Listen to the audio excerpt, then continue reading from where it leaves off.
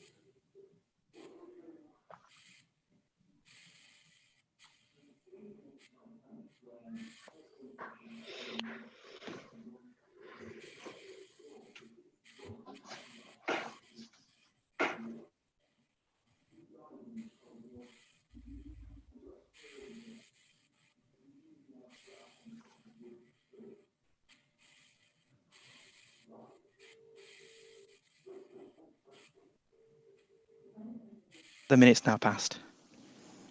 Thank you, Ben. So we're just going to go for apologies. Apologies for absence. I've got Councillor Jeffrey, Councillor Ellis, and I think I've got Mark Roberts, but I think I can see Mark on the screen. Yes, so Mark. I'm definitely here. Good, thank you. So present at the meeting today should be Councillor Engel, Councillor Khan, Councillor Salam, Councillor Caffrey, Councillor Sutherland, Councillor Bolt, Councillor Homewood, Councillor Buckley, Councillor Cahill, Councillor Campbell, Councillor Hepworth, Councillor Swift, Councillor Vaughan, Mark Roberts, and we're also joined by our portfolio holders, Councillor Morley, Councillor Scullion, Councillor McBride, Councillor Mulheron, Councillor Alex Ross-Shaw. Officers present today are Dave Pearson, Liz Hunter, Alan Rees, Rebecca Chum, Steve Heckley, Ambrose White, and Ian Pegg. And we also are joined by our operators from Northern, Transpennine, First, Arriva, and Transdev. Okay, so we will start the meeting. So, sorry to interrupt. I've just got to leave at 12:25 for another meeting. That's all. Sorry, who was that? Sorry. Me, Joe Hepworth. Hi, Joe. Hi. Sorry, I couldn't see you there. Okay. So many people on the screen. Thank you, Joe. Thanks. So declarations of disclosable pecuniary interests. Have we got any declarations of interest? Okay, I will take that as no. Exempt information, possible exclusions of the press and public, then? There are none today. Okay, thank you. Item 4 is minutes of the meeting of the Transport Committee held on 3rd of July. Can we please confirm they are correct? And any matters arising, could you signal if you want to speak?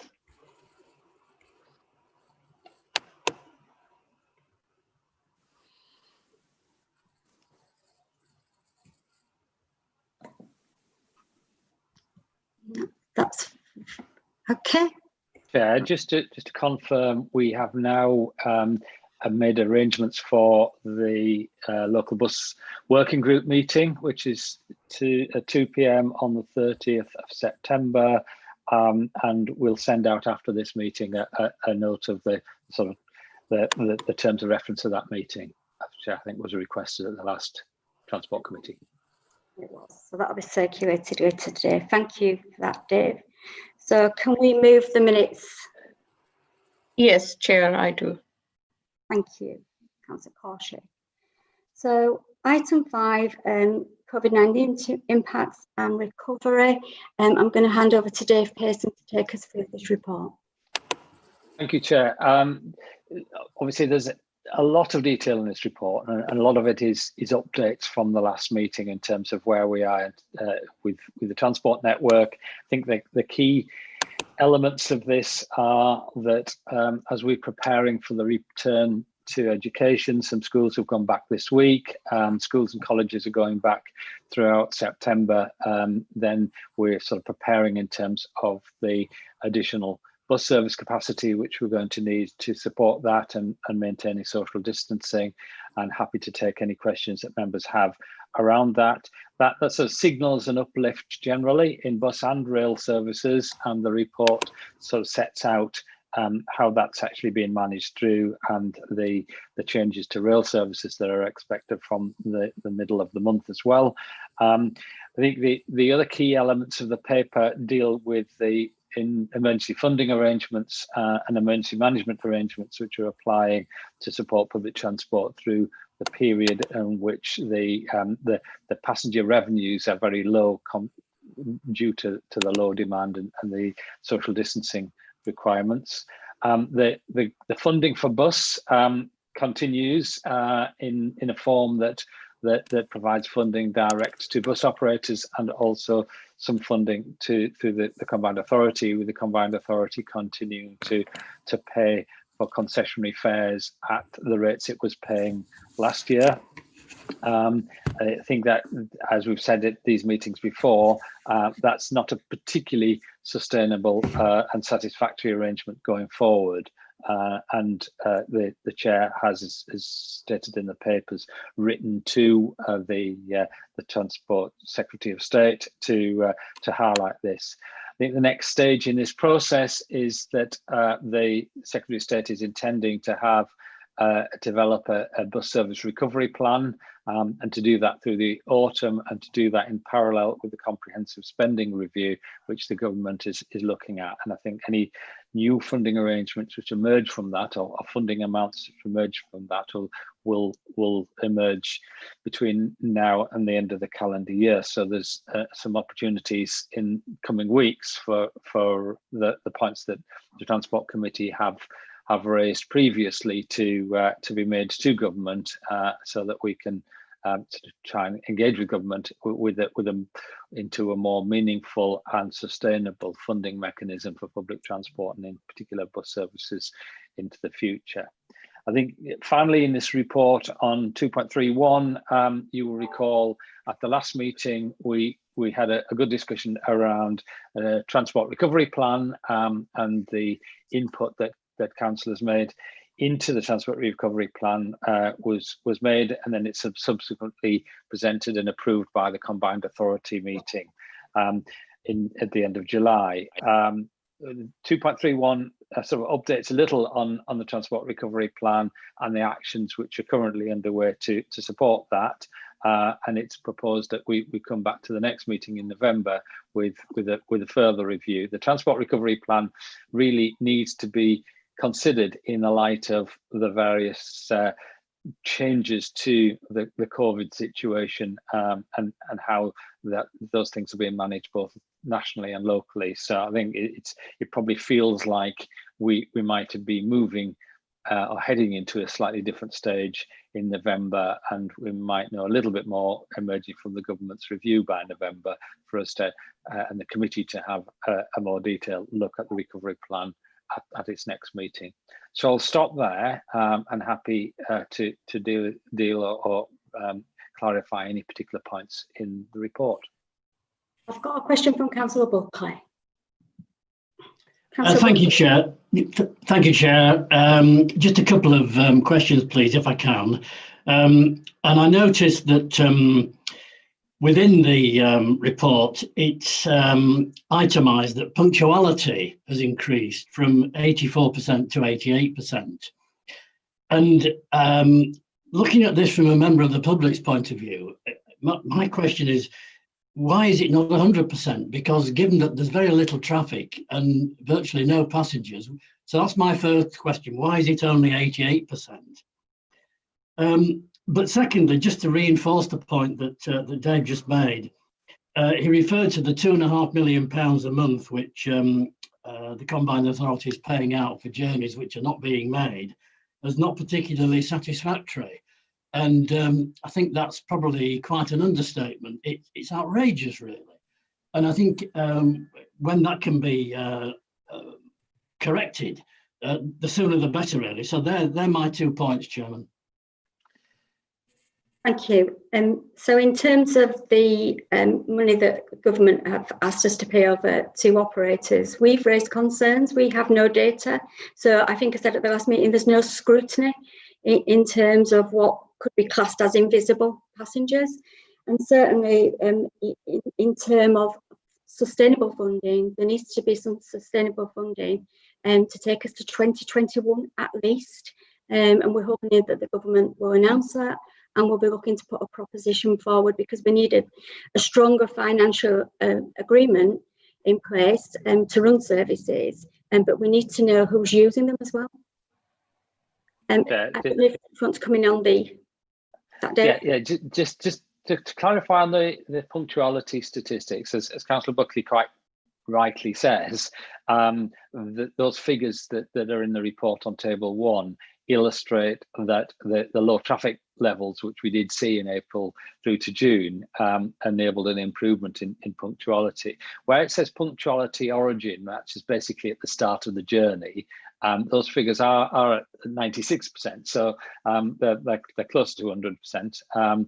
I think the intermediate figure that the Councillor Buckley raises is about 88%.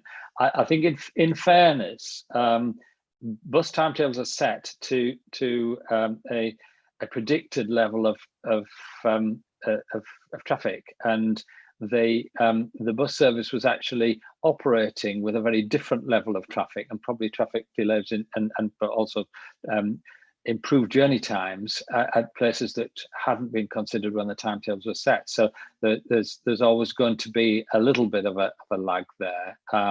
But it's a fair point that the more we sort of learn around traffic conditions, and the more timetables reflect traffic conditions, then that figure should go up to the higher rate. I think on the second point that Councillor Buckley makes around the concessionary fare reimbursement, I think where we are really is that arrangement might have made sense in April just to maintain a level of stability and cash flow into bus services. It doesn't make sense 6 months later, and I think that's the point we make strongly to government. Any more questions or comments? Councillor Caffrey? I think you're on mute, Councillor Caffrey. Sorry, I've only just got sound, so I may have missed it. If it's been covered already, just tell me. I was got concerned about the impact of the virus on reduction in the sort of demand for public transport. I mean, we'll recover to what extent, though? I mean, a lot of businesses now are already encouraging home working, and some actually got systems in place to make it permanent. And that includes local authorities, government offices, big employers. I mean, I can see a disposal of office space on quite substantial volumes before long. I mean, I just wonder if looking at the impact of future demand based on all this home working that's going on.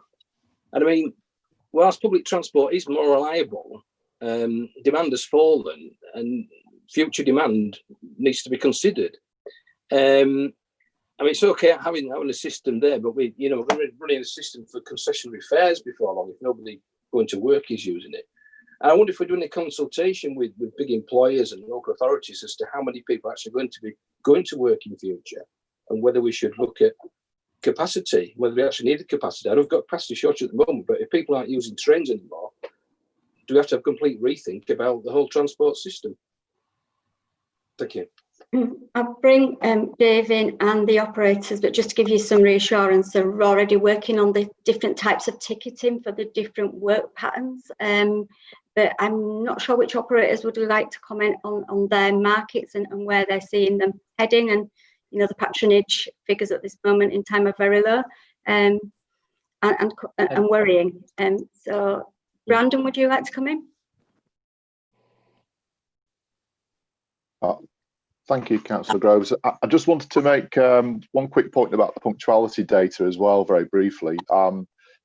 As members will know, we've reacted and adapted quite quickly, as all operators have. That there is sometimes a small lag between the changes in timetables and the real-time data that monitors that change in data. So some of that differences around the lag time between timetable change and monitoring data, so that there can be some difference there. Obviously, that's something we're working through to be able to monitor more effectively going forward. In terms of future patronage, of course, that is an issue that again is regularly discussed through the alliance meetings, and we are working hard to introduce things like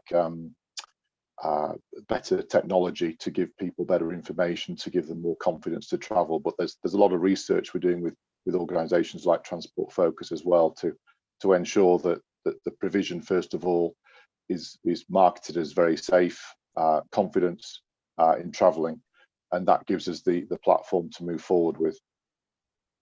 I think it's worth just to point out quite a lot of economic analysis is happening, both advice that we're getting, but obviously advice that's being developed nationally around where public transport use might end when social distancing restrictions come off and there's some sort of stability back in the situation. We're quite a long way from that at the moment, so it's quite difficult to necessarily predict that. Whilst I think it is fairly clear that in the coming months there probably isn't going to be a large return to traditional commuting patterns into towns and city centres in particular. It's really unknown as to where that's going to be when the social distancing restrictions are eased. But I think that the general consensus that coming through that analysis is that there'll be something around about 80% of the levels of patronage that we'd seen before the pandemic. So that there is clearly going to be a reduction in numbers of people travelling, and therefore a reduction of money in the public transport system that comes out of that. And I think that's the key point which we would want to make in submissions to government for funding, is that there has to be a long-term, probably tapered solution, so that funding is able to ease the public transport network back into a sort of new level of stability, rather than have a sudden shock where emergency funding ends and the passenger numbers and passenger revenues are not strong enough to sustain the level of service, and then we start to see service reductions. I think that's one of the biggest fears that we've got of the current situation. Thank you. I've got Councillor Ball, who's got himself described as Martin of Murfield. It sounds like you've been given a title there, Martin. And then Councillor Mulheron. Thanks, Kim. Yeah. Just looking at the recommendations on page 15, 8.3, we introduced delegation agreement in March, as it says, when we were in uncertain times and government hadn't allowed us to have virtual decision making and meetings. I'd just like to question now whether we should rescind the delegation agreement, because we are now able to make decisions as we would sitting in Wellington House, albeit sitting from home. So yeah, we're resuming meetings, and I think we should be resuming normal decision making.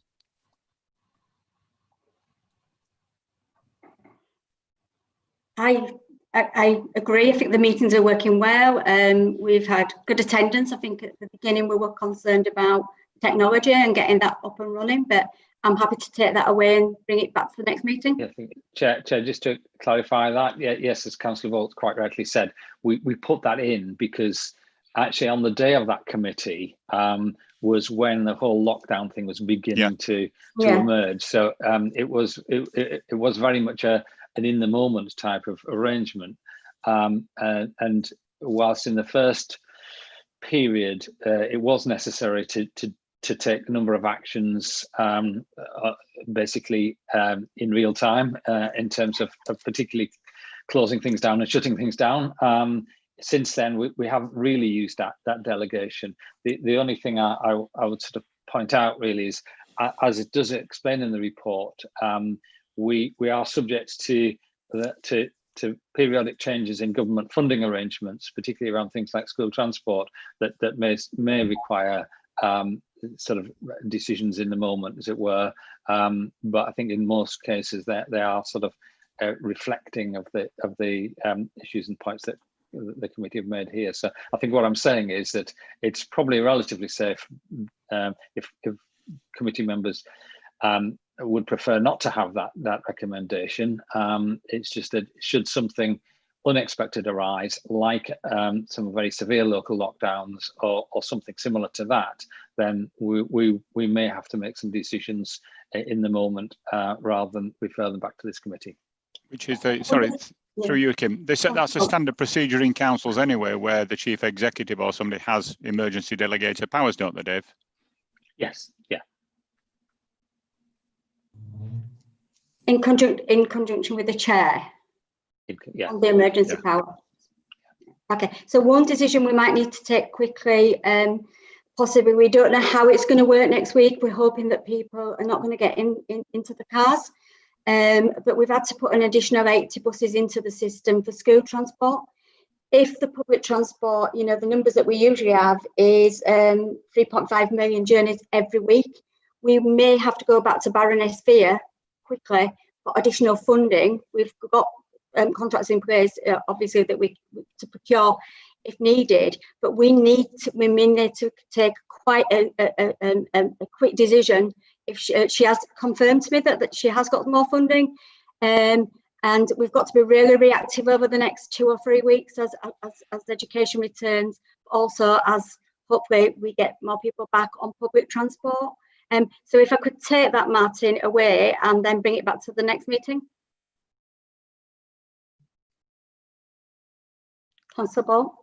Yeah. Okay. Yeah. If there are the facility to make those decisions now, as Dave has just said, and which would, we're reverting back to pre-March situation where prior to March, if something happened as an emergency, then as Dave has already confirmed, there are facilities for immediate decisions by either Dave or Ben, I suppose. So what I'm saying is that we should revert back to what was a normal situation, and we can do it because we're asked to approve the continuation of the delegation. What I'd say now is we rescind the delegation now.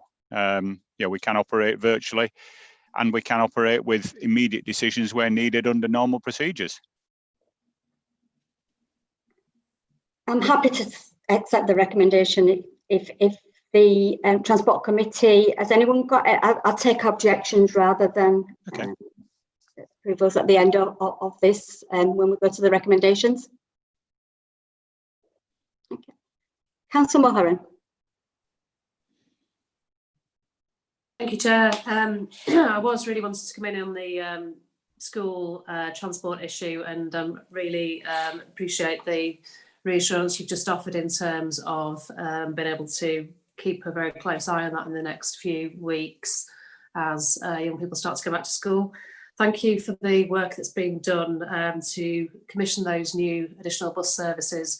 I was very concerned, certainly at the start of the summer, in terms of the prospect of young people trying to get to school on the regular bus services and being left stranded at bus stops because of the social distancing required on the buses, and then not being able to make it to school on time. So thank you for the work that you've been doing to commission those new services and what you've told us in terms of keeping a very close eye on it and going back for additional resource if that's needed. I've noted in the report the relatively small shift of young people to active travel. I think it says 4% in the report, making that shift to walking and cycling. And I'm also just very aware, clearly our cities, Leeds, Bradford and Huddersfield, York obviously here as well, going to be seeing a big influx of new students coming into the cities in a matter of weeks.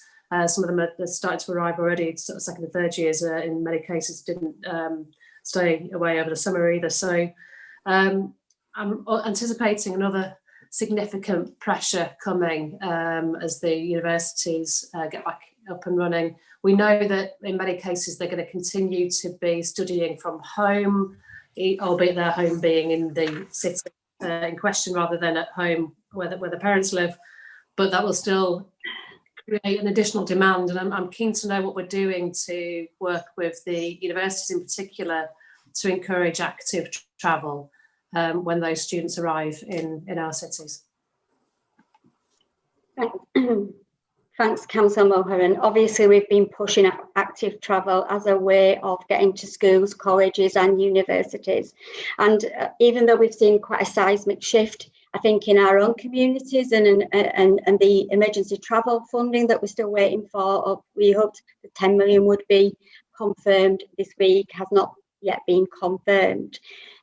So our teams are working with colleges and have contacted universities, and the operators have good relationships with all of them. I think the problem has been in all of this, and we did feed this back to Baroness Sphere, is the silo conversations that have gone on nationally, and the funding not being confirmed quick enough. But we have planned in advance of that funding being confirmed. I think on active travel, what we're trying to do is promote all those routes that are safe, and a discussion that we really want to focus on going forward as a transport committee is there has been significant investments right across districts on active travel over the years. There's not been funding for maintenance of all those routes. So we're really keen that if we're promoting schemes that we're checking that they're safe for young people to walk down on and people to cycle down. I think we've got a big challenge ahead of us, because we need to get the funding, and government have announced significant funding for active travel. And there's a new body being set up by government for active travel. But we will all in our districts have areas where we know that those routes are not fit for purpose. And part of the zero carbon challenge has to be to make sure that we are absolutely lobbying, or we're thinking about something as a transport committee, such as we cancel schemes that do not fit zero carbon agenda anymore, should that money be redirected into upgrading all those cycling routes that we know we've got right across West Yorkshire, so that they're fit for purpose, that they're well there and people can walk and cycle on them. But we are pushing active travel as much as possible. I don't know if any of the operators or Dave want to come in on this, and we've got Liz on the call as well. Councillor, so I can clarify a little around the work we're doing with schools, colleges and universities. I mean, I think as we point out the report, as Councillor Mulhern has said, you know, we are planning additional capacity into the public transport network. The test of that will be next week. This won't be without its issues and difficulties, which we will need to move quickly to fix any problems we see. And I think Councillor Groves has emailed out to you all an email address which enables you to sort of alert us to any issues that are occurring in your areas. And you know, we welcome that feedback, because you know this is unknown territory for all of us. So so in terms of the next week or so, then you know we'll manage it in a as sort of responsive way as we can. We are in dialogue with universities and with further education colleges. Some of that's slightly different to school transport, in the sense that a lot of those sites are city centre sites, town centre sites, that people will be using the general public transport network and walking and cycling to them. So a lot of it is the activities with the student communities. It's more about communication, telling them what is available, what isn't available, and encouraging them to, particularly to active travel and to staggering their journey times and those sort of things. So quite a lot of activity really around the whole education sector. And as I say, it's one where we're all sort of working together, but the behaviours of pupils and students as over the coming weeks is something we'll have to respond and react to. One of the problems that I have come across, and I think it's fair to share with the committee, because we've had to scale up in terms of resources with the operators for the number of buses that we needed to run. A national problem has appeared in terms of only the bus drivers who drive the dedicated school buses have the fully enhanced DBS. So we've pressured government to, because operators have obviously all over the country been applying, so that the secondary bus that we put in, and third buses that we're putting into the system to pick up those children on the public transport network, that we've got the DBSs for those bus drivers, and they will then be turned into a closed bus for education. So we'll probably have, you know, all those dedicated school buses going forward. Again, long-term funding will be needed to maintain that. One of my biggest fears, I think, is on Monday, is if people who are returning back to work then decide to take all their children to school by car, is that the buses will be in congestion and there'll be delays for those young people. So we'll be monitoring that and we'll be reacting as quickly as we can to any sort of situations that emerge. But we will need additional funding going forward. Any more questions or comments? Yeah. Councillor Swift? Yes, Chair. Kevin Swift, Wakefield. We're still on item 5, are we, Chair? Yes. Yeah. It was just in relation to Martin's comments about the delegated powers issue.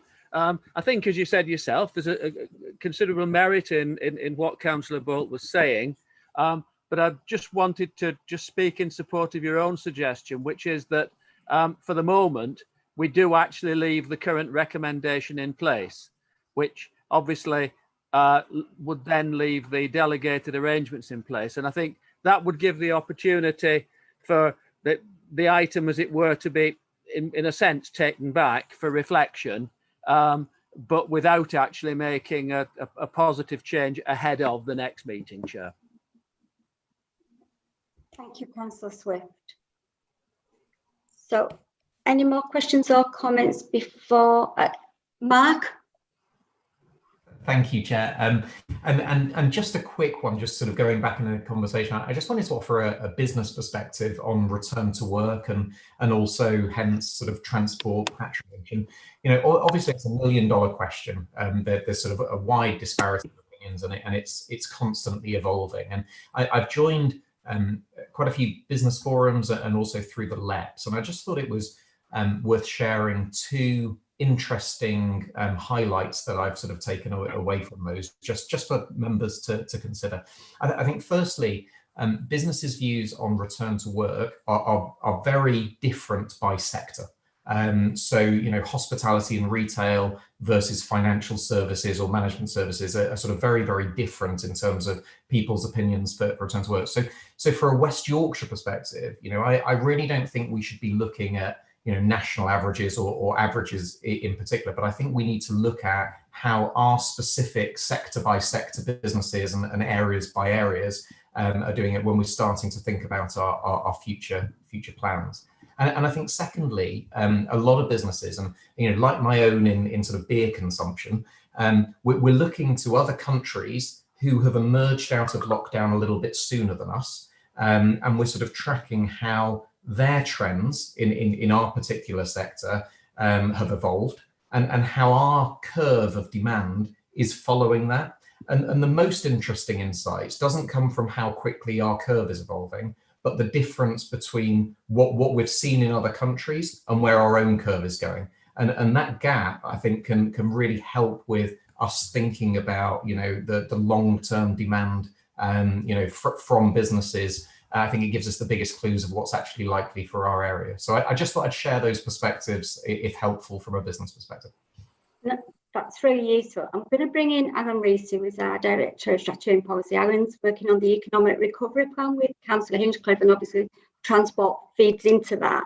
And there was some data shared this week. So Alan, I just know if you want to take it through that. And I wondered if that data might be available to the committee. Yeah, we can absolutely make that data available for the committee, and that the data bears out what Mark is saying. Significant disparities in in the businesses that are, or rather the significant disparities in the sectors that are coming back into workplaces, and clear implications for local economies.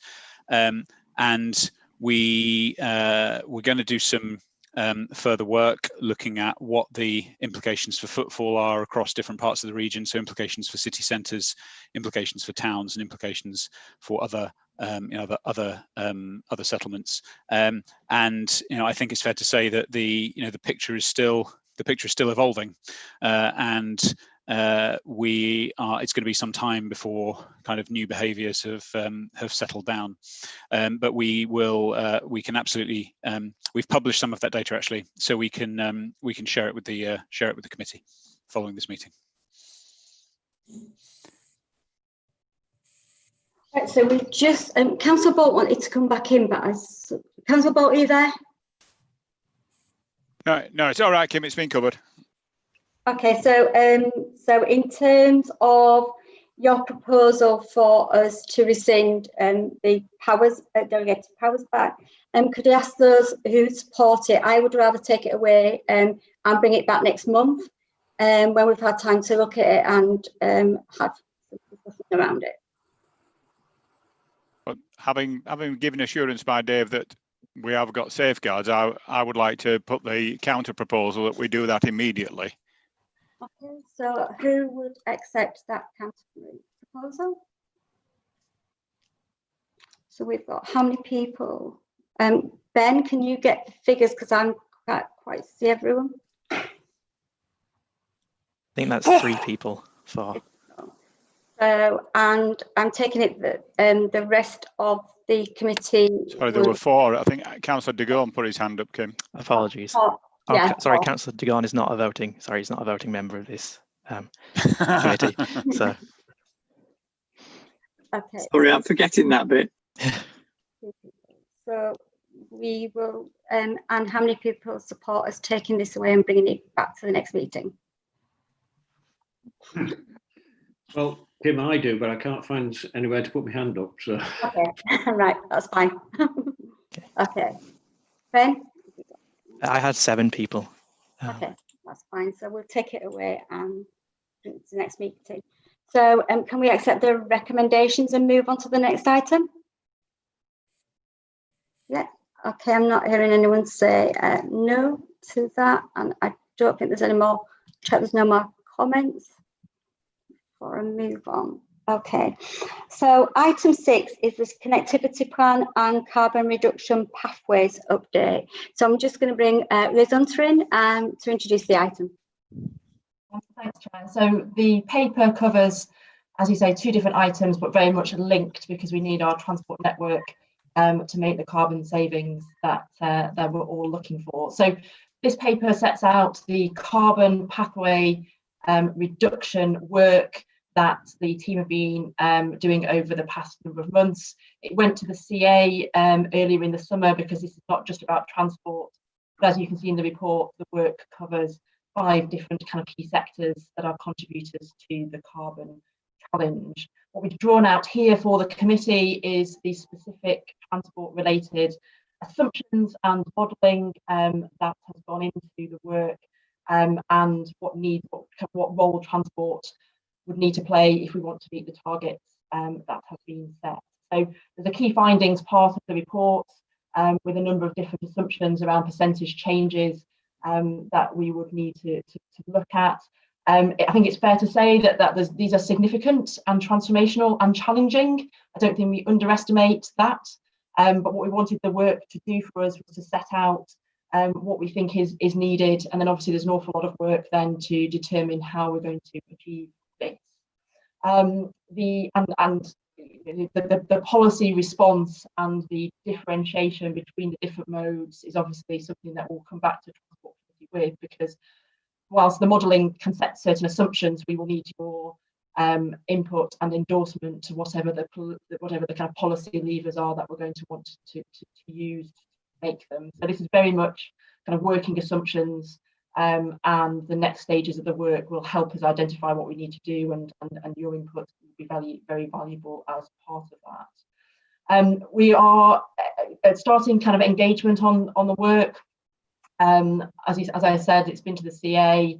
There are a number of kind of groups and surveys, etc., happening, which you can see in 2.17, which sets out what we're doing before we do actual public consultation to try and get some further kind of stakeholder engagement involved. So that sets out the plan for that. And just to say that the Department for Transport is publishing its own decarbonising transport strategy. We're not sure when, but what they have done is set out a document setting the challenges, and we have inputted the work that has been done and asked to be part of their continued national plans. The second part of the paper is very much about the connectivity strategy, which we've talked to you before about, which sets out, or will set out, how we want our transport network to respond to the challenges of the future and how we are going to better connect the region, hopefully to try and meet some of these, the carbon targets that we've said. So again, the paper sets out the work, the evidence base that we've been collating around different corridors, and the aim also set out in the paper around 2030 is what we plan to do next. And we would like, if you agree, to have a workshop with yourselves on more of the detailed aspects of the connectivity strategy as part, prior to doing anything public. So that's really the paper, and happy to take questions. Thank you, Liz. Really sets out the scale of the challenge, but then again, in terms of the connectivity strategy, a very exciting work. So, more questions or comments? I think Councillor Cahill. Thanks, Chair. I wanted to take the opportunity actually to return to one of your comments after seeing this report, because what this sets out is some huge targets that every district has to meet, and the Combined Authority obviously will want to support that. Looking at those targets, especially those required for active travel, I mean, there's 2,000% on one particular target there.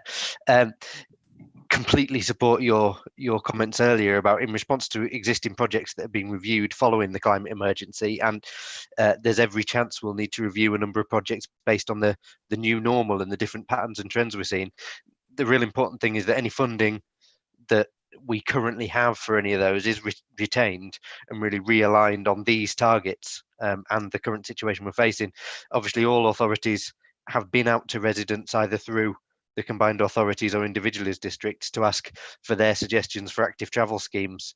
And it's fair to say, I think in the majority of areas, we've come up with more schemes than there's funding available. And we'd be very happy in our district, and I'm sure in many of the others, to start designing up more schemes than we've got. Some of those are extremely minor schemes and improvements that we now have heard from residents would like us to do, all the way up to large schemes through entire corridors. So looking at these targets and what we've got is completely important, that any funding is realigned to these new targets. This is a climate emergency and we've declared it as such, but also to the new situation really as soon as possible, so we can be acting on that. Thank you, Councillor Callahan. I think we can take that away, and we can have a debate about that in the active travel group as well. But we certainly need to, in terms of scale of challenge, in terms of the modal shift from car as well, is phenomenal. Councillor Moran, did you want to come in? No. Okay. Any more questions or comments on this item? Yes, please, Chair. Sorry, I can't see who's. It's Councillor Caffrey. Is it you? Neil Buckley. Oh, Councillor Buckley. There you are, in the corner, shy and retiring as usual. Oh, thank you. I did actually write down a question, but it's difficult to follow. I know that. I just wanted to follow on from what Councillor Carlisle was saying, and I know he's always enthusiastic about these things, and there's nothing wrong with enthusiasm, but some of the assumptions in there about private car usage and petrol and diesel sales ending by 2030 or 2035 are really, you know, you could say they're heroic, or you could say they're potty. The third item on there is aviation assumed to be, from Leeds, assumed to be down by 20%. And this is a complete conflict, isn't it, between what the ambitions of the airport are in terms of passenger growth and this assumption that aviation will be down by 20%. And I just wonder whether there was going to be some better correlation between the outer reaches of climate enthusiasm and actual reality, bearing in mind the economic situation that we're all in.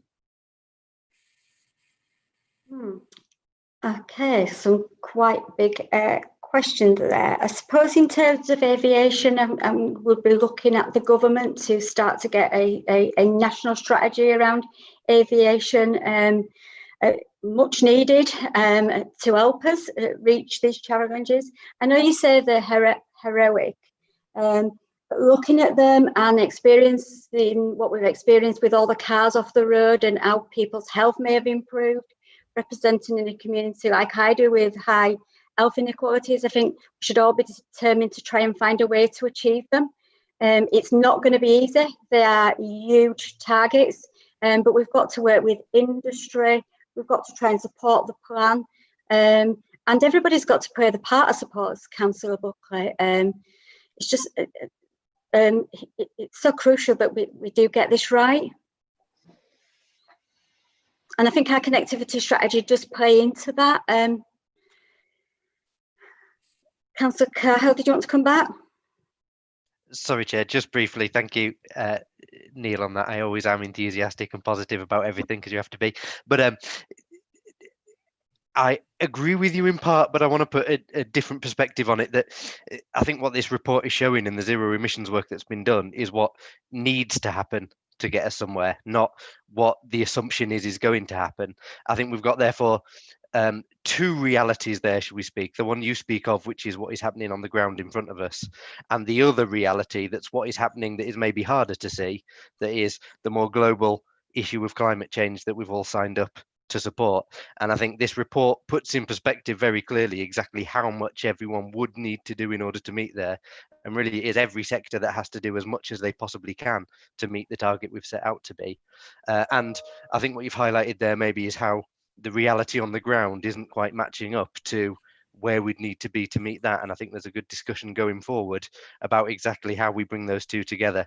And I think there are probably different viewpoints and different sides to that, but I must say, based on the work officers have done and the conversations I've had around it, matching the climate emergency target that we've set out, and possibly even the government's one, with the reality that you speak of what's happening on the ground is probably not possible.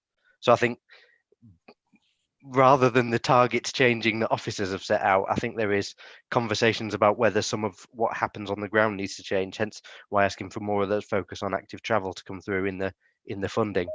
I think that's the two realities that are set out, and that's a big debate that we're going to have looking at the report that's come through here, which really is quite stark reading. So thank you, Councillor Cahill. Councillor Ball? Yeah, thanks, Chair. Yeah, just about the targets in 2.9. Can I be clear that are we now adopting as West Yorkshire the SERP targets as West Yorkshire targets? Because, for example, the trips by cycle, I think West Yorkshire at the moment is aiming for a 300% increase.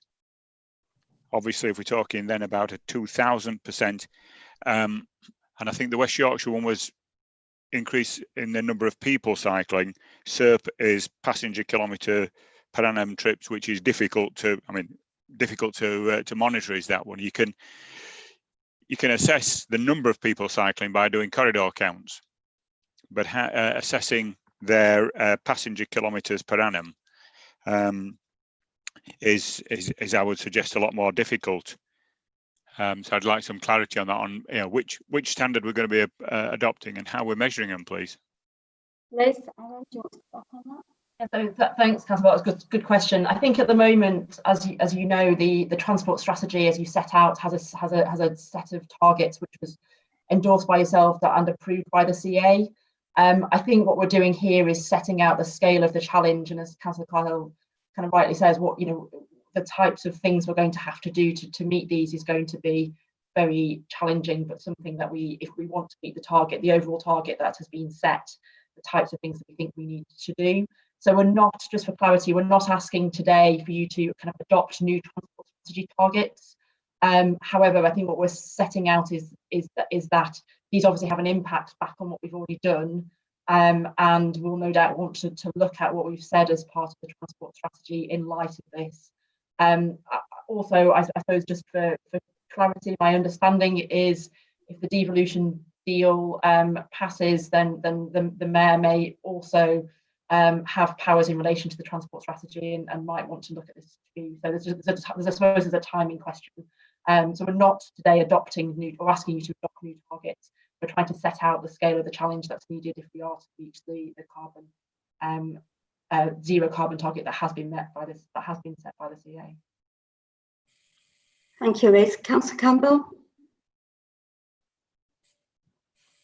Yes, Chair. Can I just support Peter's comments? I think it's always easy not to do something, and there's always a good reason for not doing things, but we can't really say that anymore, because if we don't do something, then we're in real trouble. And I think the fact that we've not done things in the past that we knew we should have done, but we're always found a reason for not doing, has made it so much worse. And I think my point of view is, yes, these targets are there, but actually I'd like us to beat them, because that's the way we need to go. And we can wring our hands, or we can say that people won't accept it, or all that sort of thing, but it's really just gone beyond that. So I would support what Peter was saying, and I think we really have to be ambitious and, I suppose, slightly dictatorial in some ways to certain people to ensure that we do actually stay alive. Right, thank you, Chair. Thank you, Councillor Campbell, for that positive comment. Any more questions or comments? I'll just check the chat. Any more? No? Okay. So are the committee happy to accept the recommendations that we will receive that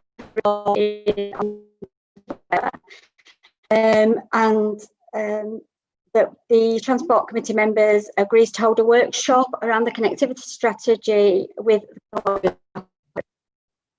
Is that agreed? No one disagreeing to that, so thank you for accepting those recommendations. And we will move on to walking and cycling update. So we're back to you, Liz. Yes, thank you, Chair. And pleased to hear that we've already talked quite a lot actually about the active travel. So we wanted to set out in the paper the various different things that have been happening over the summer, because there's been a lot of activity since we last spoke. So the paper is bringing everybody kind of up to speed with the various different activities. So it sets out the emergency active travel funding, both the tranche 1 funding, for which we've been allocated the money, and sets out that we put in an application for tranche 2, which we thought we might hear actually around now, but so far haven't, unless it's come in whilst we've been speaking, but I haven't heard as yet. And as I think already mentioned, we certainly have more schemes and more ambition than the current allocation would give us. So we did put in an extra list to say to government, if you gave us more money, we could spend it. We also recognise that government has a larger pot of money from which these emergency active travel funds are coming from. So we are hoping, but don't yet know, that there'll be some process set out for being able to access that greater amount of money, which will hopefully help. But in the meantime, the team have made progress in putting those allocations in, and thank you to Transport Committee members for looking at our bid in quite short order. We didn't have long to submit this, so thank you for that. We also part of the report, talk about some of the numbers that we're seeing coming through our transport survey. We've done further surveys actually since we published this paper, and hopefully we'll be able, I think we're publishing the kind of the further ways of this shortly. But it's a fairly consistent story actually on cycling and walking for now. And we'll see what happens in the autumn. The paper also sets out the national developments, and just I'm sure Transport Committee members have seen the announcement that the government made around their gear change report. That sets out a number of actions and initiatives that they are doing nationally, and also their expectations on us locally, particularly the new guidance around cycle design, that the various teams that are working on schemes are now working through, because there's an understanding from government that if we are using any of their money, we are following adhering to their guidance. So there is work going on to look at how that can happen. So we wanted to bring that to your attention. We have put in 220 some of the initial implications for us. We're obviously still working through that. And then there's a kind of note at the end around also another DFT announcement around the kind of Queensbury Tunnel. So really to set out everything that's happened over the summer, and again, happy to take questions. Expecting some good comments or questions on this paper, quite a positive paper, and hopefully, I think one of the things that really struck me is some of the fantastic schemes that did come forward, and it was such a shame that we just didn't have the funding to do everything in the emergency travel. So questions and comments on this one? Councillor Ball.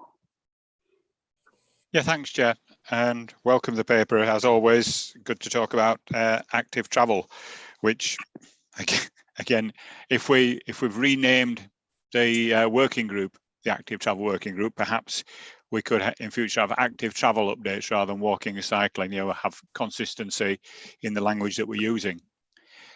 Reflecting on what we were talking about in the last item, perhaps we could have some data on the baseline levels of active travel in the constituent authorities.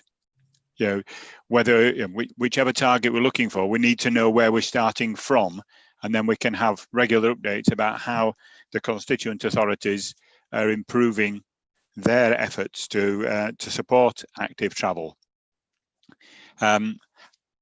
You've mentioned, it's been mentioned there, the Queensbury Tunnel, and I'd like to welcome the work that's been done on that. But I would just question that giving £500,000 to Highways England, excuse me, Highways England, to look at engineering works. Highways England have previously been said that they've surveyed the Queensbury Tunnel and deemed that it was unsafe.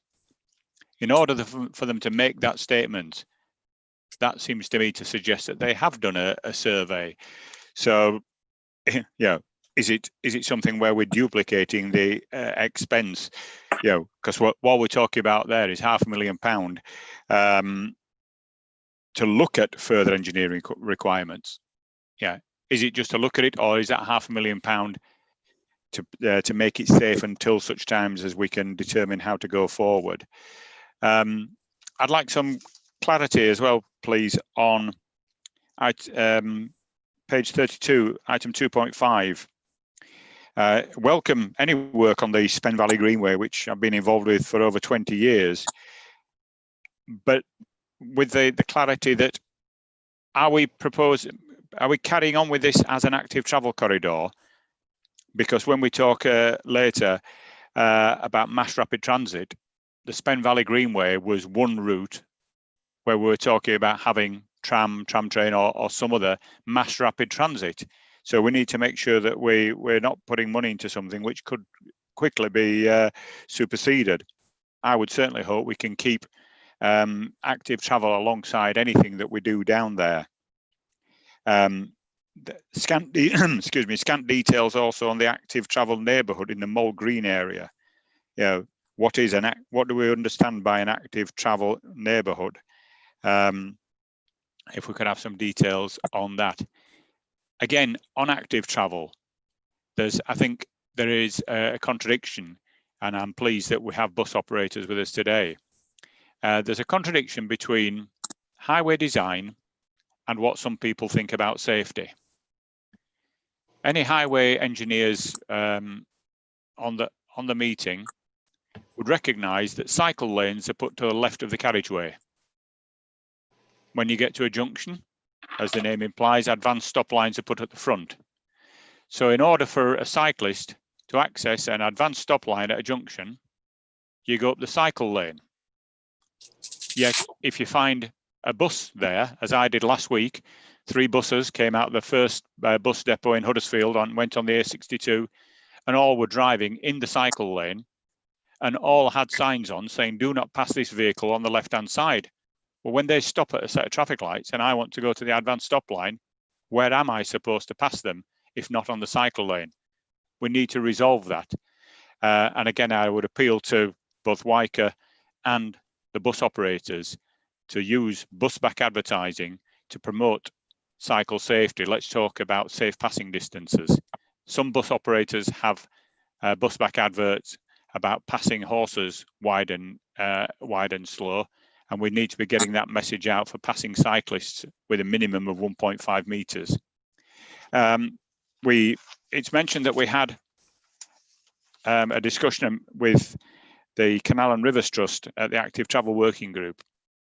I still remain sceptical that the relationship with Active Travel, with Canal and Rivers Trust appears to be somewhat parasitic, that they will take the money from all local authorities, but they're not giving anything back. When we're asking them to work on canal towpaths, to put something in to improve stuff, it's a very negative. And I think if it's going to be a partnership where we're enhancing their assets, we're enhancing their towpaths, they ought to be putting some of their money back in other areas as well.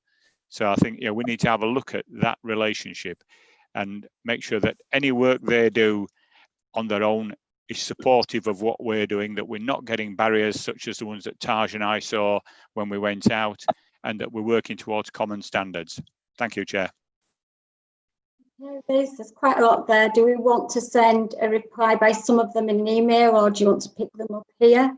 Yeah, so I think particularly on the Kirklees schemes, I think we'll ask Kirklees officers to give you more detail on those, because they're the ones creating them at the moment. So I think that's okay, Councillor Bott. We'll get them to write to you. I think there's quite a lot in there. We'll take it away. I think sorry, Liz. We're stuck in a rock and a hard place.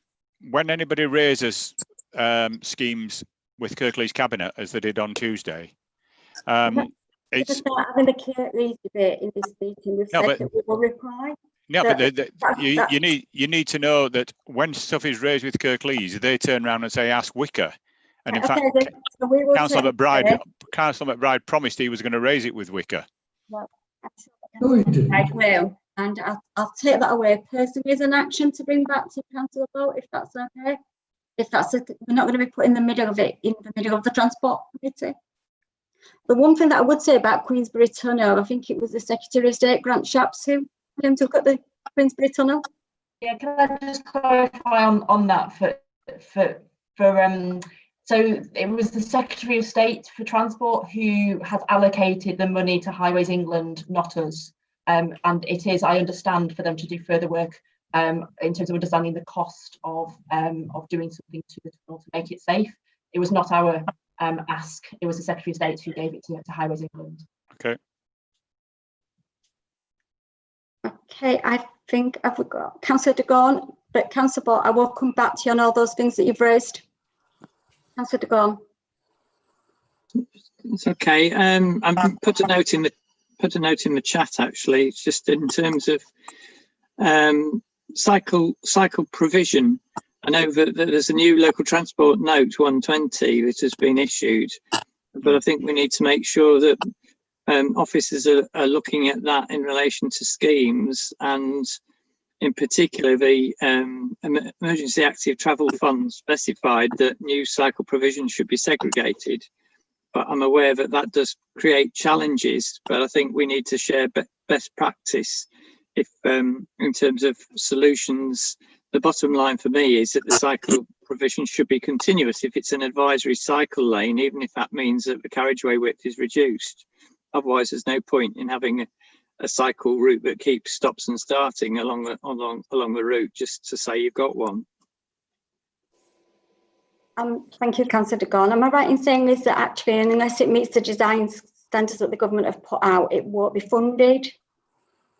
Yeah, I think the expectation is that if we're using government funding, we should be meeting the standards. And as we say in the note, that they're creating a new body to look at enforcement of the standards. Now, quite how and what and where, and I think that's still to be determined, because as you say, there's challenges with some of our amount of road space that we have in some of our areas. But yeah, the standards are there now, and there's an expectation. And the new active travel government body, is there a political space on that body? Can we find out? Yeah, I don't. Yeah, I think that we're not quite sure yet how it's going to work. I think it sounds like it's going to be headed by a new commissioner that they're going to put in place.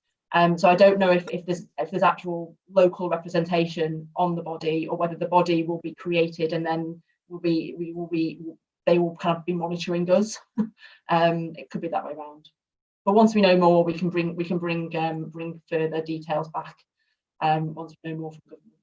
Councillor Buckley, thank you, Liz. Thank you, Chair. And just taking up that point, actually, which, if I may, I'll just come back to. But just to ask a question first. Some of the schemes, some of the walking and cycling schemes, have some merit, clearly. But what happens where a parade of businesses is adversely affected by the imposition of one of these schemes and loses business, and is therefore either driven out of business or is adversely affected? Who is responsible for addressing this problem? That's my question. But just to go onto this business of the new organisation, I actually wrote this down before this meeting started, and new guidelines and standards for infrastructure will be enforced by a new body, Active Travel England, and a National Cycling and Walking Commissioner. And as Liz said, we must prepare for future inspections by Active Travel England.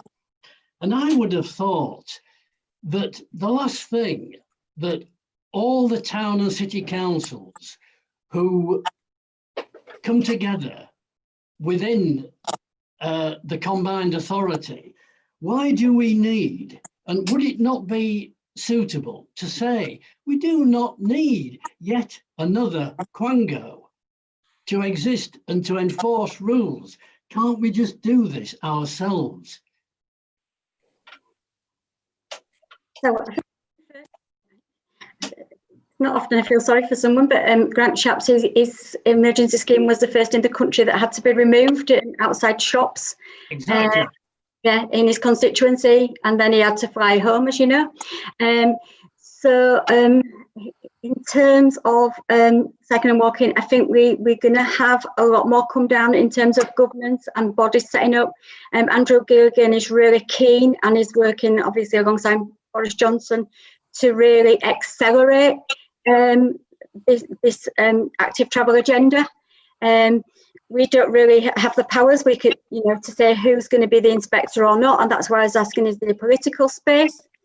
We don't have an ambassador yet that sits at the table as Manchester do. We have done some work around that. Obviously, when we go into a mayoral authority, it may be something that we will need to have in place, a person in place, because we have missed out on some funding streams because of not having that person, I think. But we will be a mayoral authority, and I would imagine that there'll be a position created to carry that agenda forward for WYCA. Liz, I don't know if you want to come back on any of those. Well, yeah, as you say, it's a national political decision to have this new body, and yeah, I think there is. I think anything which helps shine a spotlight on what's good. I think somebody else mentioned earlier about highlighting best practice. I mean, I hope as well as an enforcer, this is a body that can actually help highlight where things are going well, and some of the challenges that Councillor Buckley, you mentioned about engaging with businesses and making sure they're comfortable with what's happening. Again, I'm sure there are really good examples within the districts of where that's happening, and maybe this new body could do that. And certainly we can feed that back in, so it doesn't just become an enforcer, but something to do with very best practices.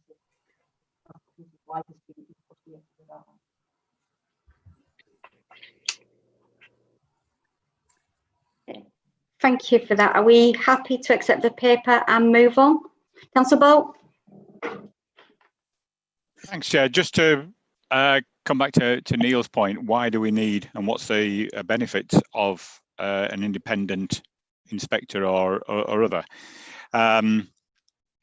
We used to have Cycling England many years ago, and I can speak from personal experience that the value of having an independent national organisation can be to push reluctant local authorities or reluctant departments into doing things. In 2006, I invited Christian Walmar, who was then a board member of Cycling England, to visit Kirklees, because we'd been asking for barriers removing from cycle paths.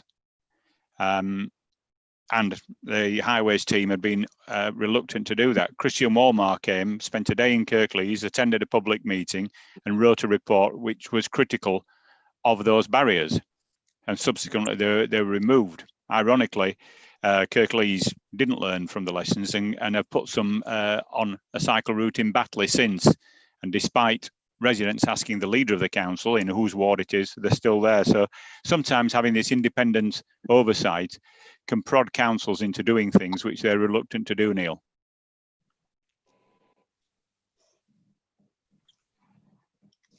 Okay. Okay. Are we? Chair. Swift, yes. Is just a query about the technology. Is the hands up symbol on the participant list, is that actually operational this morning? I can't see it. It's not coming up on mine, so that's why I've had to use the chat. Understood. Yeah, Right. anybody wants to put the hand up, then I'll try and look it up for you. Okay. Swift? Yeah. I think I'm supporting Neil as well on this one. I think there is a need for local authorities to be able to kind of take into account all the factors. You get situations like the one Martin just referred to, where you've got a route that's primarily for walking and cycling. And I know in Wakefield, we've felt the need to put barriers up because of the antisocial motorbike problem. And so we have actually had the need to have something that prevents it being, that actually does impede to some degree. Now, but my main point actually was to switch to the walking aspect of this. With most of our conversations been about the cycling bits, and it's an echo a little bit of things that have popped up in some earlier items, and that is that the walking routes are typically rather shorter, but the ones that people need if they're to make journeys within the towns and communities they live in. So we're talking about people being happy to walk 3/4 of a mile or whatever it is. And quite often the things that constitute obstacles to people walking are smaller things. So that it's not the kind of thing where you'd have a scheme that runs for a full kilometre or 2 kilometres. We're talking about improvements here, improvements there, getting rid of a problem somewhere else. Some of the things are things that are outside WYCA's terms of reference because they are actually management issues and policing issues in relation to, I know, issues of antisocial behaviour that they were, particularly older people, but others, quite often find that there's routes that they just can't use. But sometimes it's lighting, sometimes it's things like doing some heavy work on trees so that the existing street lights can light a route. Now, but I think the thrust of my point really is that I wonder if in the further work we do on these things, if there's some possibility of attention to the kind of approach that might leave some room for packages of, you know, of smaller measures, which might be quite substantial in total, but still could actually achieve quite a lot at a cost that would still be, you know, less than some of the really big schemes that we often are looking at. I think that was my main point, Chair.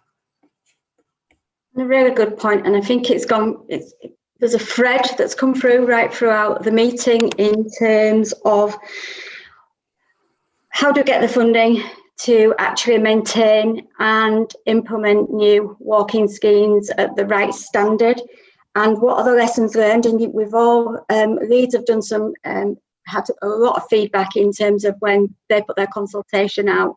I just wonder if there's a stream of work to be done by the active travel group that we could then feed into the government around the challenges that we've got, because whilst it's fine actually just putting some funding out for active travel, I think what I'm hearing is that we've just got so much more to do with less sat in local government funding to achieve the standards that we'd want and make them accessible for people.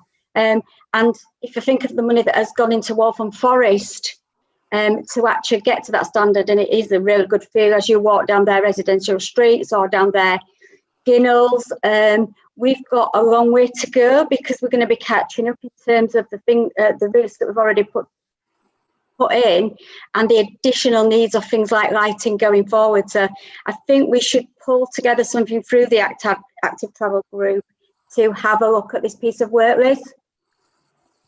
Yeah, and I think just to also to clarify that in the report and for DFT's application, we had to be more specific on the larger schemes, whereas some of the smaller pots we didn't have to be as specific. So there is walking accessibility as part of one of the small, you know, part of a pot, but we didn't have to be explicit about the schemes within that because they were of a smaller nature.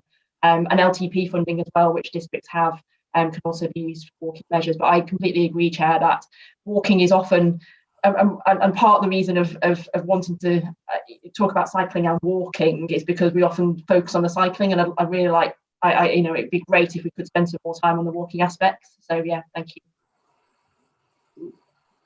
Thank you. Okay, so we'll the committee notes the updates providing the report. So we are now on to item 8, which is the Leeds City Region Transport update. Dave? Or Liz? I'm not sure which one is. That's okay. Sorry, I just unmuted. Yeah, thank you, Chair. This is a sort of a compilation of updates on a variety of different issues, and myself, Liz, and Rebecca, who's on the call, can help in any particular issue, along with our rail and bus operator colleagues who are on the call. Just to pull out a few particular issues or points to you. We started using these reports to update you on Transport for the North meetings. So hopefully that gives you a bit of an update on recent meetings there. We still are working with bus operators on a fair deal for young people, and we include in the report some consultation engagement that we did during the summer on that. I think we're hanging back a little because of the COVID situation, because it probably isn't the right time to promote a higher level of any public transport use, but that would one of the key things we want to bring into play when we're able to. Likewise, the network navigation project, which we're starting to roll out in Leeds shortly, which we've shown you visuals on before in terms of the colour-coded map approach to buses, which you'll start to see on the streets in coming months, and then again once it is the right time to do so, we'll have a big sort of launch of that. We've also included some information in your pack around where we are in terms of the bus fleet and clean air compliance. Happy to take questions on that. And we've got a number of rail updates, including TransPennine route upgrade, which Rebecca can clarify any detailed points that members might have. So I'll stop there, and any of us will field whichever questions members feel they want to ask us. Question or comments? So Dave, just looking at those Euro 6 buses, 76% in Leeds, obviously they had the LIPTIP funding, and 59%, 53%, 50%, and then Kirklees been the lowest at 38%, which is obviously where we need to concentrate our efforts, I suppose, in the future.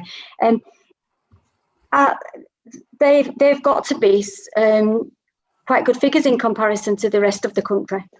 They probably are, yes. I mean, we don't actually have something to compare it to, but they probably are compared with many other areas, probably outside London, to be fair. Yeah.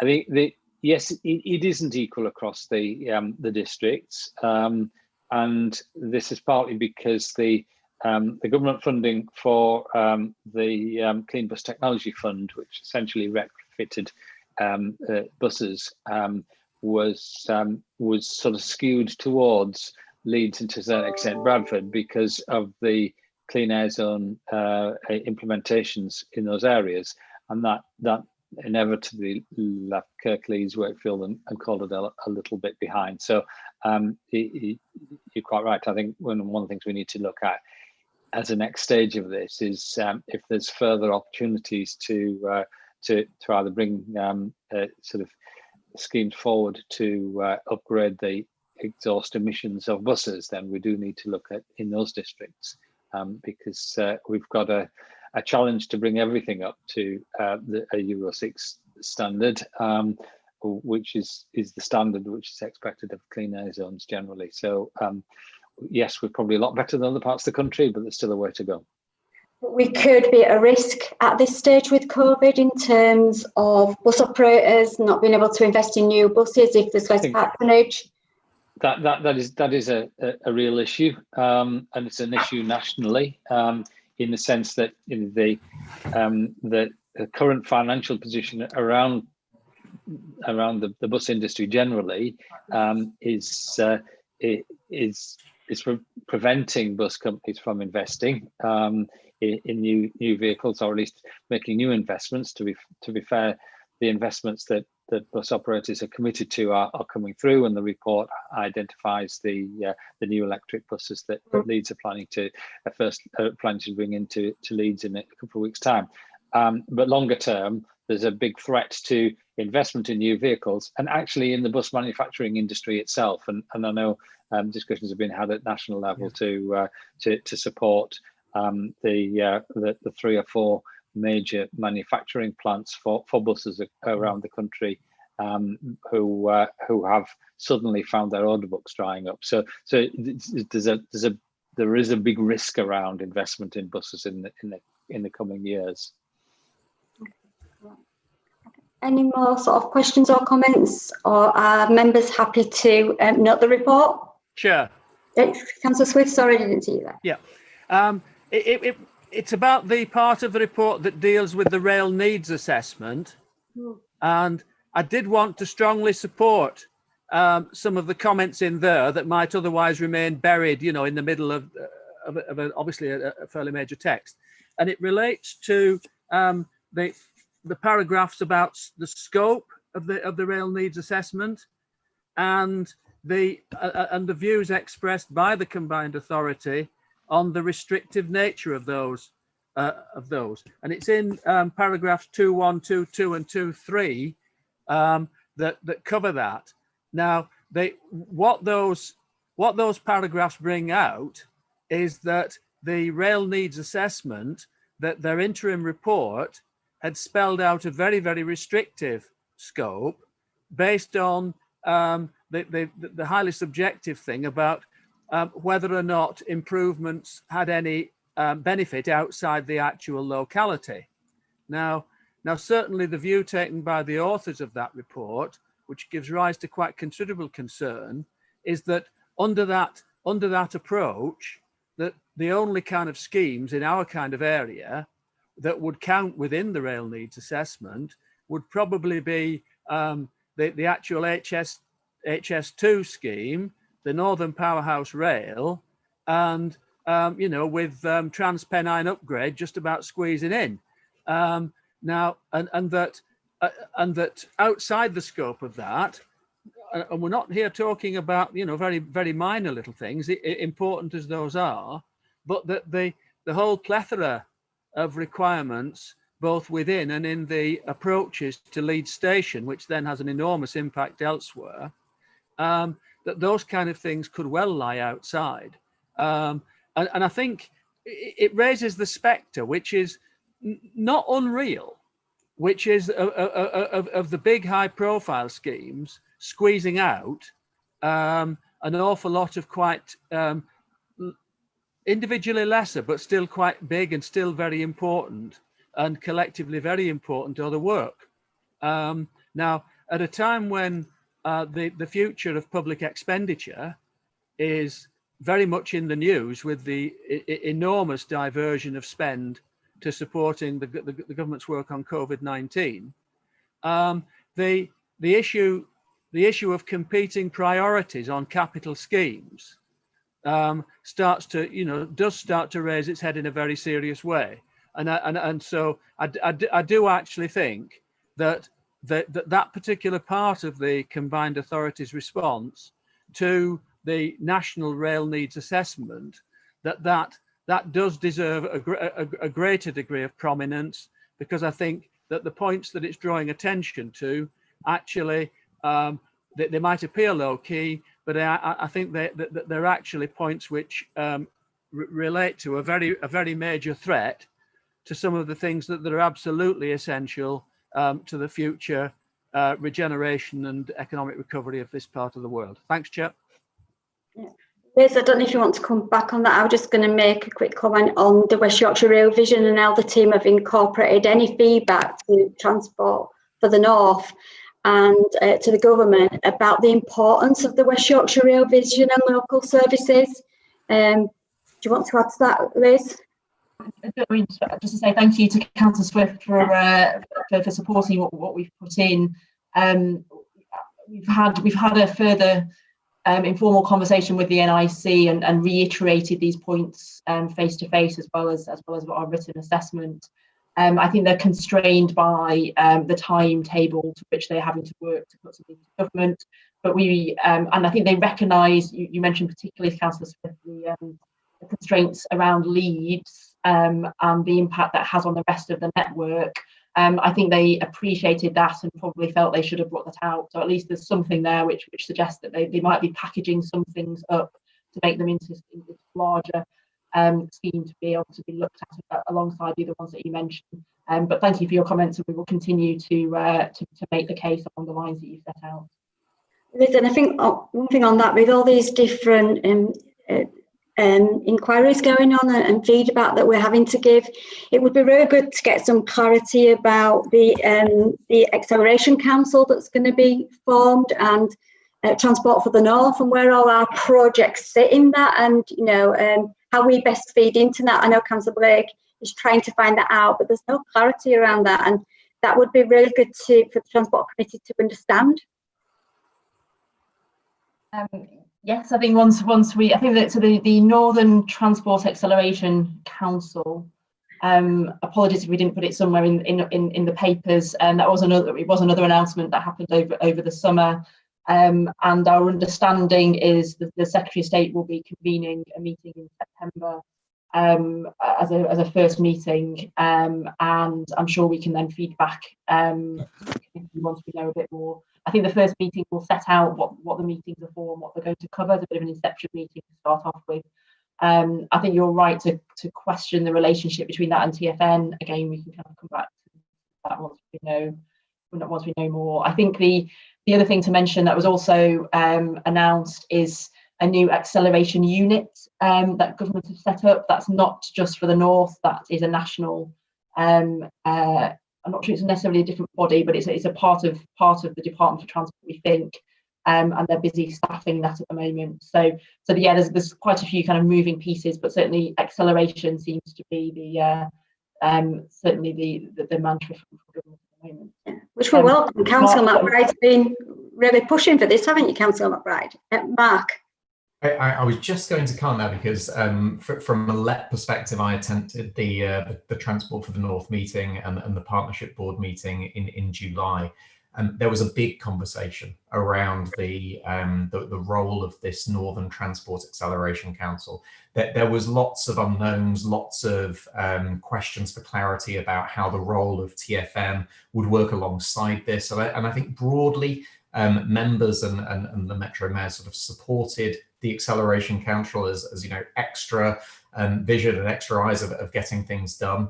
But really strongly voiced support for the important role of TfN in acting as a sort of a northern voice and pulling it all together. I think the other thing that I'd flag that for TfN that doesn't necessarily come up in this paper is Northern Powerhouse Rail was trailed in this July meeting as an update, but there's some very important decisions that need to be taken on it in the September board meeting, which is, I think, in just 2 weeks' time. Yes.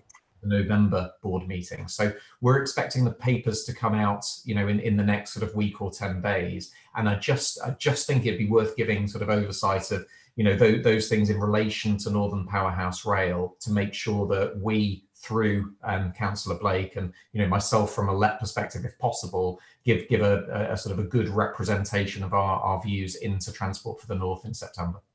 Definitely, because I've seen sight of the discussion around NPR, but then you see different things in the media, and obviously we have been pushing for NPR for a station in Bradford. I don't know if Councillor Ross Shaw is on the call, but yeah, we would definitely need to sort of feed into that. I've got Councillor McBride. Thank you, Mark.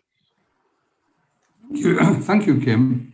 I mean, since we transferred the powers to Transport for the North, we've had absolutely no accountability. We have this proposition for a rail link which would go to Bradford. We have no idea of the cost. We have no idea of the alignment. We have no idea why such a proposition should be so. This is a body that is nominally accountable to us, but one sees no evidence whatsoever of any degree of accountability. And this is the way, unfortunately, things are going. There's a conspiracy of silence over this issue, which massively affects Kirklees, and I demand that we have more information. Well, that's what we're trying to get to in terms of this Acceleration Council, that we actually don't know what the body is. We don't know who sits on it. Is it a civil service body? And politically, where do we push our agenda for West Yorkshire on this one? So we'll try and find out more detail. And Mark, if you can, any information you can feedback from from TfN would be really of course. Just checking, Chair, that you sort of got my last update from the July meeting, and I'm trying to give as much additional context as from the minutes. Yes. Thank you. Okay.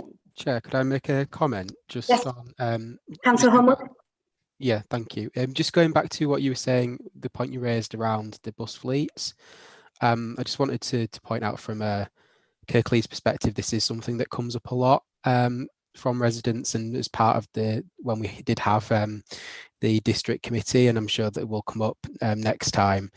You know, you'll be aware that we've got the Better Buses for Kirklees campaign group, and we've also got another campaign group in Huddersfield who've just undertaken quite a large survey of bus users in Huddersfield to understand their feelings. And this is one thing that comes out, at least a perceived lack of investment in the Kirklees district.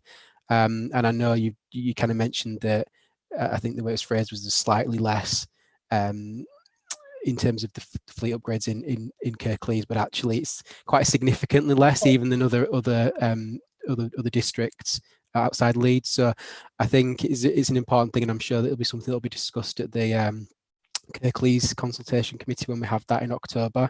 So I just want to make people aware that it is something that is a problem. It is raised quite regularly. So I think we do need some focus on that. I think we need to put it into our bus working group. Obviously, we're challenged in terms of time ahead of the autumn the spending review. that bearing in mind that bus operators don't know where the certainty of their funding is coming from, whether it'll be just, you know, a cliff edge drop, and we're going back to the start of the agenda, that we need to have a strong proposition ready for West Yorkshire and our asks of government when they the national strategy comes out. And I think we've got to incorporate, obviously, the investment in buses going forward. It creates jobs as well as it meeting our climate targets. But we need to have a real good discussion about what we put into the proposal, I think, at the bus working group. So a plea to as many people as possible to attend that group going forward. But thank you for that, James. Are we happy to note the report? And then that will take us on to the last item, which is item 9, summary of transport schemes. Sorry, just lost my thread there. Right, so item 9. Just waiting for my iPad to catch up. So we have got the Transforming Cities funds that have all gone through the investment committee last week. We've got the investment for the West Yorkshire Mass Transit paper on this. Number of schemes on there, all really good news, and will put us in a really good position once they're all delivered. Short time scales to deliver, but really starts to set that scene of a connected network across West Yorkshire, and you can envisage all those modes working together. So really crucial investment going forward. We've got a lot to build on. Is there any questions or comments on any of the schemes? No. Any officers that want to comment on this? Dave, no?